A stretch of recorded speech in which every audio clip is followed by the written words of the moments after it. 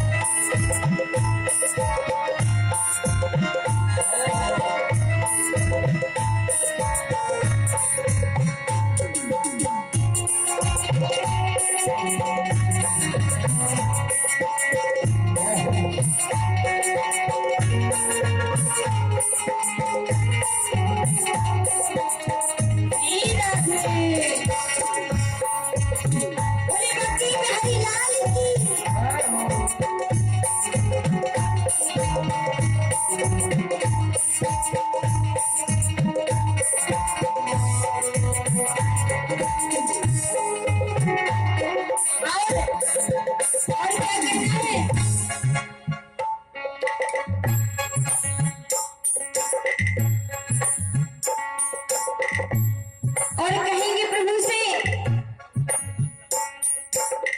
तुम्हें छोड़ी सुन नंद दुलारी, कोई न मीते हमारो।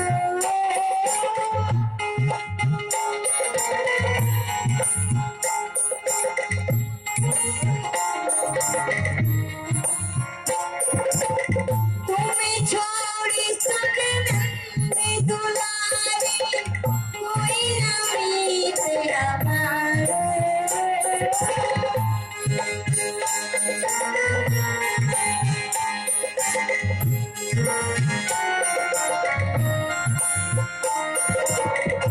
नहीं, किसकी गारी गाए पुकारो, कोई न मीते हमारो।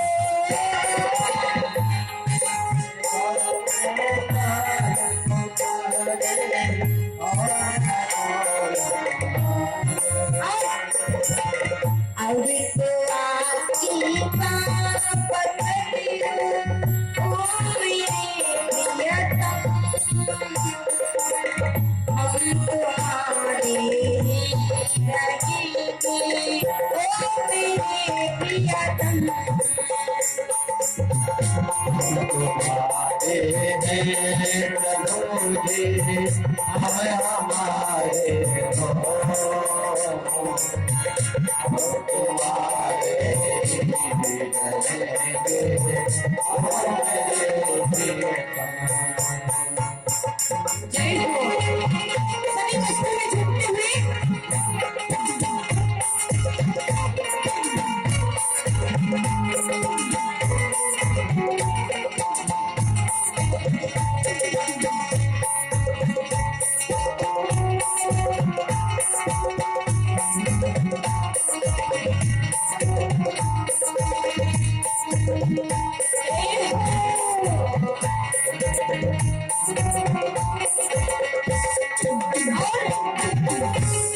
और कहना है,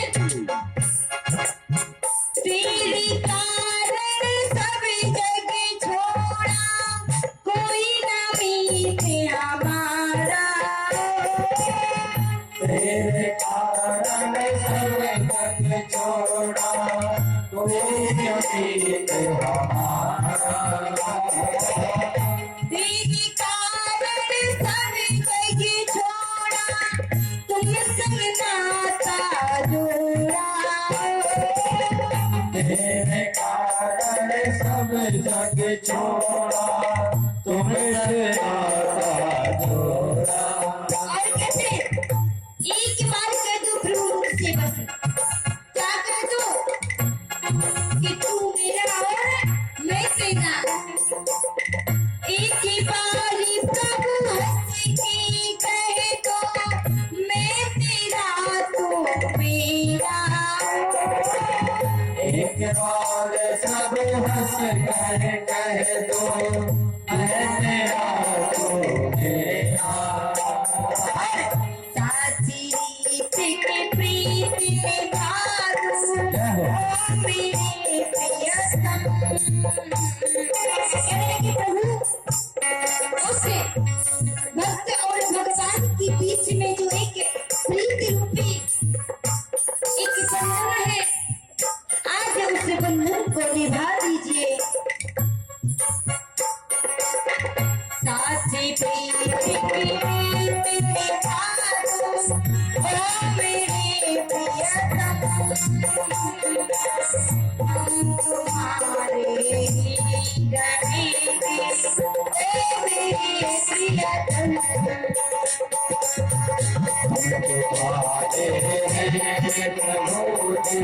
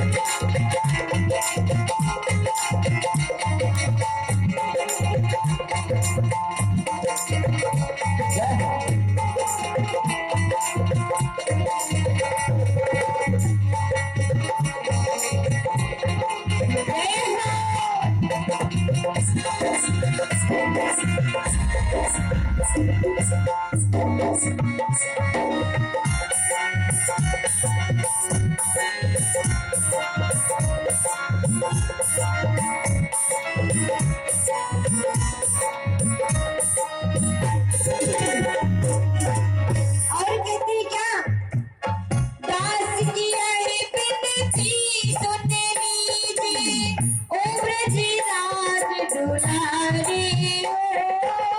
दास की है विनती सुन लीजिए, ओ ब्रजराज दुलारे। दास की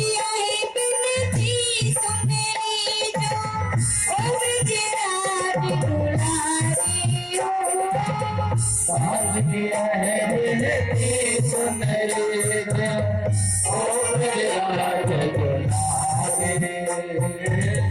आखिरी आस यही जीवन की पूर्ण करना प्यारे। आखिरी आस यही जीवन की पूर्ण करना प्यारे। इसी बारी ही लगा लो, ओ मेरे प्रियतम। एक बारी ही लगा लो, ओ मेरे प्रियतम। तुम हमारे रहोगे, ओ मेरे प्रियतम।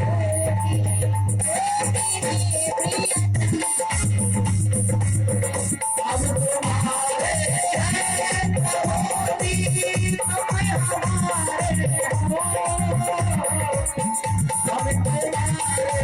ओ मेरे प्रियतम। हम तुम्हारे ही रहेंगे,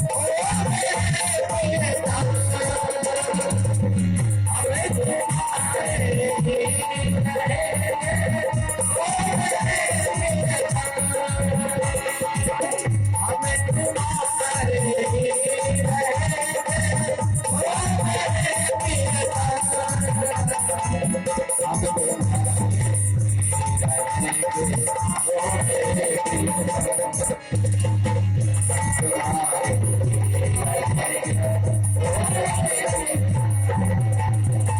ओ मेरे बोलिए बाके बिहारी लाल की जय। हम तुम्हारे थे प्रभु जी, तुम हमारे हो। तुम हमारे ही रहोगे, ओ मेरे प्रियतम।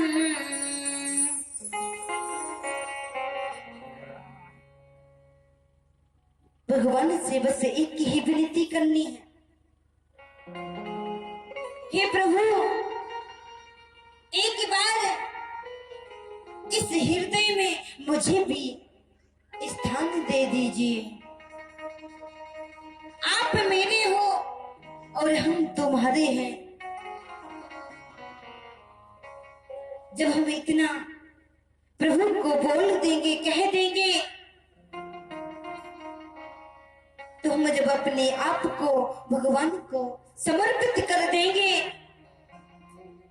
तो फिर हमें सोचने की जरूरत नहीं है। और आगे चल कर के यहाँ कहते हैं महाराज, आगे कथा आती है महाभारत, जिसमें इस कली काल रूपी में भी वही तो घर घर महाभारत फैला हुआ है। कभी भाई भाई से झगड़ा होता है तो कभी पिता पुत्र से होता है, उसी को तो महाभारत कहते हैं।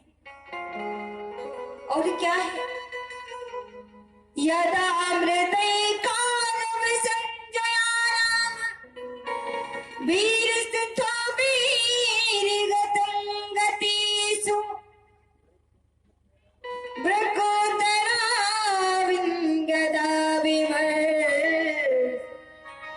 भगनोर्दंगे धृतराष्ट्र पुत्रे। सूत जी कहते हैं कि उस समय जब महाभारत का युद्ध चल रहा था कौरव और पांडवों में, तो 27 दिन तक महाभारत का युद्ध हुआ।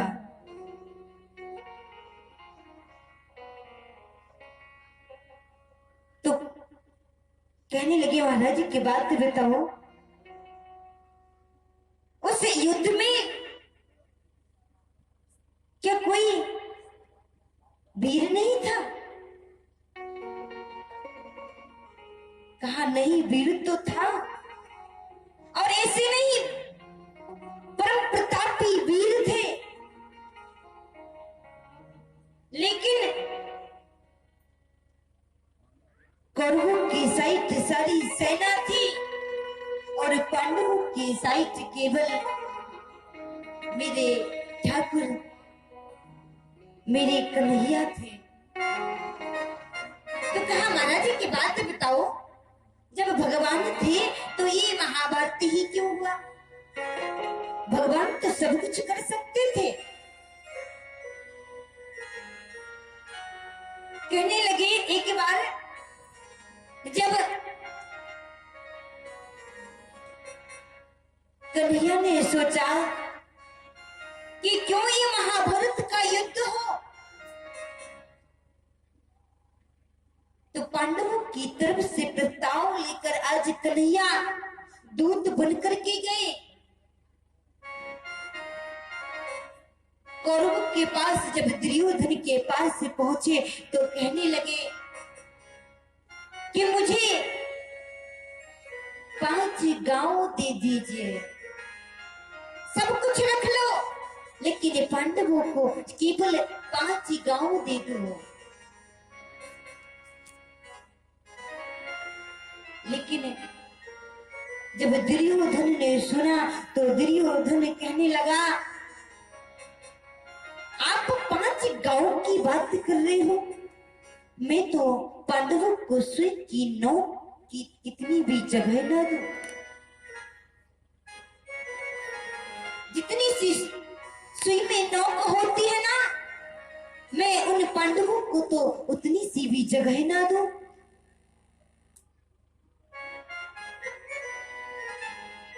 अब तो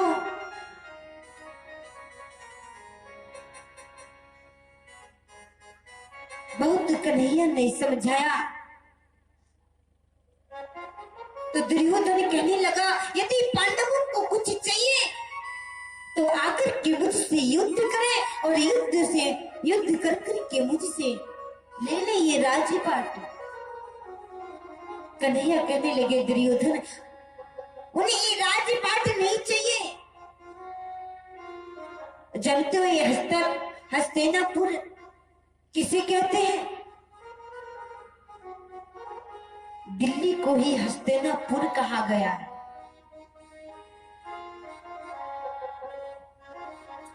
भगवान ने बहुत समझाया लेकिन दुर्योधन ने एक ना मानी। जब नहीं मानी तो आज कन्हैया ने पांडवों को बताया कि अब तो दुर्योधन युद्ध के लिए घोषणा कर रहा है। आज कक्ष में मेरे कन्हैया बैठे हुए थे और दुर्योधन ने सोचा कि क्यों ना कुछ कन्हैया से लिया जाए। भगवान शयन कर रहे थे कक्ष में और जब दुर्योधन वहां जाकर के पहुंचा तो भगवान के सिरहाने खड़ा हो गया। क्यों? क्योंकि भगवान सो रहे थे और ये दुर्योधन अपने आप को बड़ा चतुर समझता था।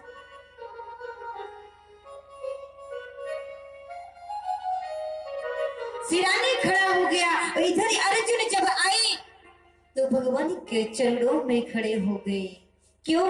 यदि कोई दास जब राजा के पास जाता है तो सामने खड़ा होता है, उसके सिरहाने नहीं।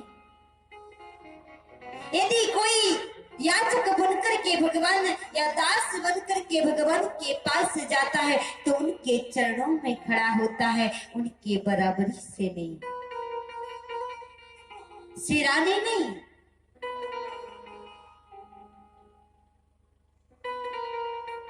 अब दुर्योधन बड़ा खुश हो रहा था और सोच रहा था कि जब कन्हैया जागेंगी ना द्वारकाधीश तो सबसे पहले मुझे ही देखेंगे। लेकिन जब अर्जुन आई तो अर्जुन ने भगवान के चरणों को जब छुआ है तो भगवान के नेत्र खुल गए और जब नेत्र खुल गए तो कहने लगे, अरे अर्जुन तुम कब की आए हो? तो अर्जुन तो बोल ना सके लेकिन दुर्योधन जरूर बोल पड़ा। कहने, अरे महाराज मैं तो अर्जुन से पहले आया हूँ। ये अर्जुन तो अभी अभी आए हैं लेकिन हम उनसे पहले आए हैं।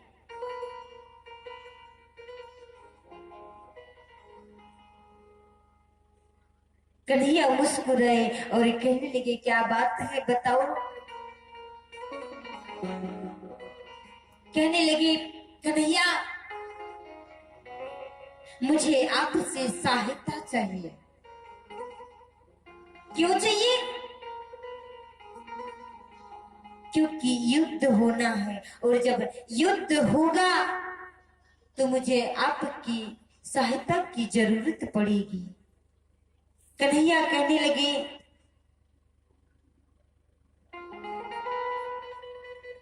दुर्योधन मेरे पास एक तो सेना है और दूसरी 30 अक्षौहिणी सेना और एक तरफ मैं हूं। अभी ये बताओ आपको सेना चाहिए या मुझे? अब दुर्योधन बड़ा सोच में पड़ा था, अपने आप को बड़ा चतुर समझता है। कहने लगा, प्रभु मुझे तो सेना ही दे दीजिए। कहने लगे, कन्हैया अकेले और सेना 23 अक्षौहिणी सेना? सेना तो बहुत बड़ी है।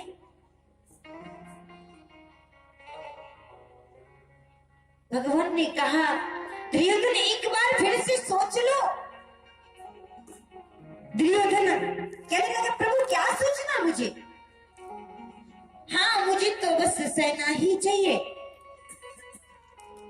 अब तो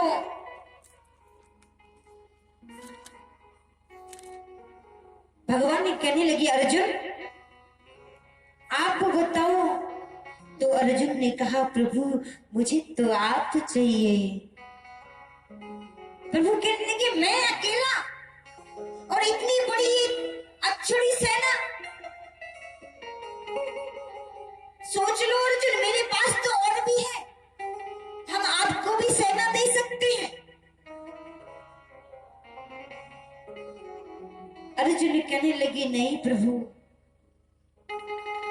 मुझे सेना नहीं चाहिए, मुझे तो केवल आप चाहिए। कहने लगे महाराज मुझे लेकर के क्या करोगे? सेना लोगे तो सेना आपकी सहायता करेगी, फिर तो समझ लो अर्जुन कि तुम्हारी हार निश्चित है।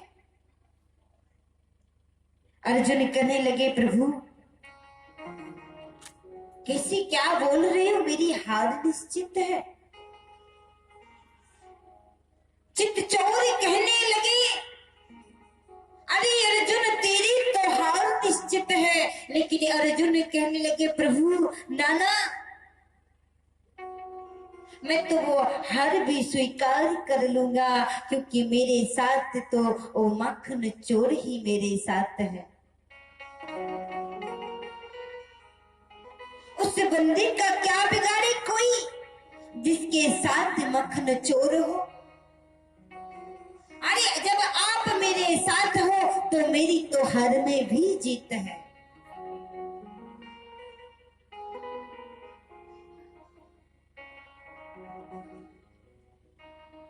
अर्जुन ने भगवान को पाया है। जब युद्ध हुआ तो उस युद्ध में कौरवों की सेना सारी के सारी मारी गई। अब तो दुर्योधन जब एक एक कौरवों की तरफ से मरता जाए तो दुर्योधन किसी ना किसी को सेनापति नियुक्त कर दे। एक दिन जब ऐसा आया तो आज कहने लगे महाराज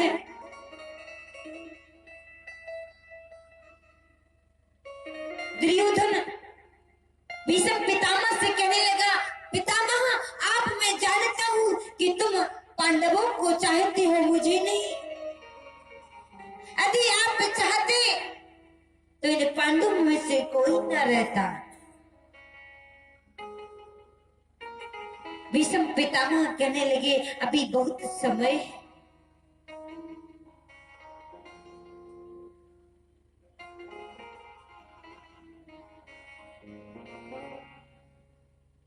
आज भीष्म पितामह ने दुर्योधन को जब कहा तो कहने नहीं पितामह आज तो आपको एक प्रतिज्ञा ही लेनी पड़ेगी कि आज जब युद्ध होगा तो आप उन पांडवों को नहीं छोड़ेंगे। भीष्म पितामह ने एक प्रतिज्ञा ले ली। मैं प्रतिज्ञा लेता हूं आज मैं उन पांडवों को नहीं छोड़ूंगा। भीष्म पितामह बड़े व्याकुल हैं। यहाँ जब भीष्म पितामह व्याकुल हैं तो आज कन्हैया ने आज द्रौपदी मैया से कहा द्रौपदी बहन आज तो लाज तेरे हाथ में है। कहने लगे क्यों? कहने लगे आज भीष्म पितामह ने एक प्रतिज्ञा ली है कि आज मैं पांडवों को छोड़ने वाला नहीं। तो द्रौपदी मैया कहने लगी तो मेरे हाथ में कैसे है लाज बताओ।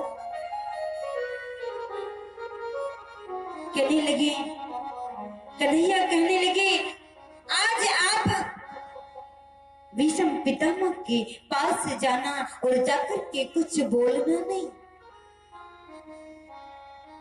बस जाकर के भीष्म पितामह के चरणों में दंडवत कर देना। द्रौपदी मैया कहने लगी भगवान जब आप उस प्रतिज्ञा को नहीं समझ रहे हो, जब आप नहीं बचा सकते तो भला मैं कैसे बचाऊं, मैं कैसे इस संकट को टालूं। प्रभु मुस्कुराए और कहने लगे बस द्रौपदी जो मैंने कहा है बस तू इतना करती जा। आज द्रौपदी मैया के साथ भगवान गए लेकिन क्या देखते हैं भगवान कि जब द्रौपदी मैया चलती है तो उनकी पादुकाओं की आवाज होती है। कन्हैया ने द्रौपदी से कहा, बहन इन्हें पादुकाओं को उतार दो। क्यों? कहने लगी, इन सुनसान रात्रि की बेला में ये जो आपकी पादुकाएं बहुत आवाज कर रही है। आज मेरे प्रभु ने द्रौपदी मैया की उन पादुकाओं को उठाया। धन्य है और द्रौपदी मैया जिनकी पादुकाओं को स्वयं श्री भगवान ने उठाया हो। अब तो द्रौपदी मैया आगे आगे और मेरे कन्हैया पीछे पीछे। प्रेम से कहो जय श्री राधे।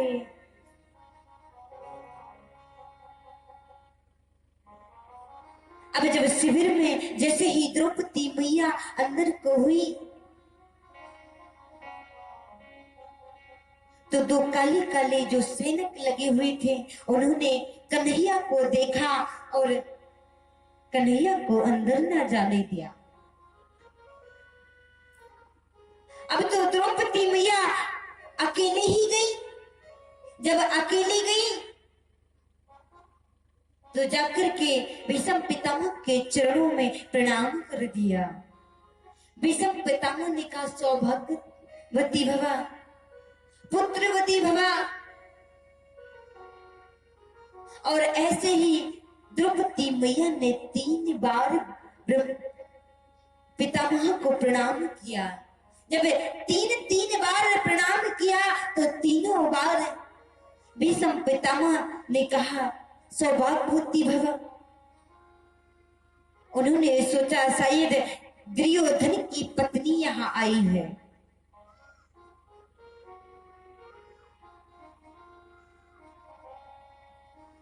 जैसे ही 3 बार आशीर्वाद दिया तो द्रौपदी मैया कहने लगी, पितामह एक बात बताओ, ये आशीर्वाद क्यों दे दिया? क्यों? अरे आपने तो प्रतिज्ञा ली है, उस प्रतिज्ञा का क्या होगा? कैसे उस प्रतिज्ञा को पूरा करोगे?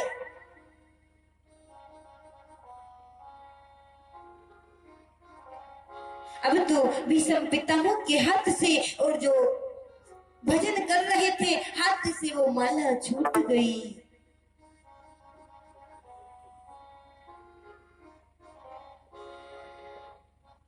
हाथ से माला छूट गई और पितामह की प्रतिज्ञा टूट गई।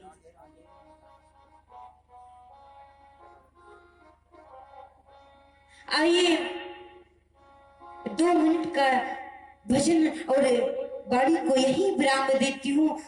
आगे की कथा कल श्रवण कराऊंगी।